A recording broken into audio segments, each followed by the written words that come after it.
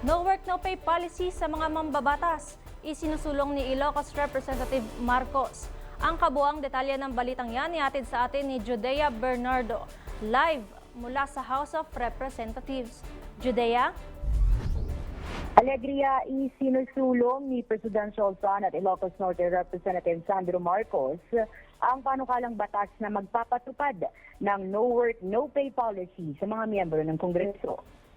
Sa ilalim ng No Work, No Pay for Members of Congress Act o House Bill No. 7432, ang mga mambabatas ay babayaran lamang sa mga araw na sila ay makakadalo sa mga sesyon o anumang opisyal na aktibidad o pagdinig na may kaugnayan sa kanilang trabaho.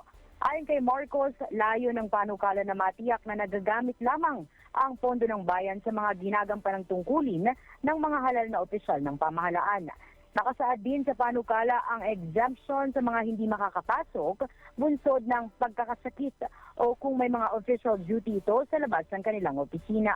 Kasama rin dito ang pagsusumite ng attendance records. Bibigyan naman ng karampatang parusa ang sinumang mameke o magpalsipika ng kanilang attendance. Samantala, pinuri naman ng palasyo ang isinusulong ng kongresista upang matukoy ang mga hindi gumaganap sa kanilang tungkulong. Tinanong din po natin ang Pangulo kaninang umaga patungkol po dyan at sinabi po natin na ito'y panukala ni Congressman Sandro. So mukhang hindi pa po sila nag-uusap patungkol po dito dahil nabigla siya na may proposal si Congressman Sandro.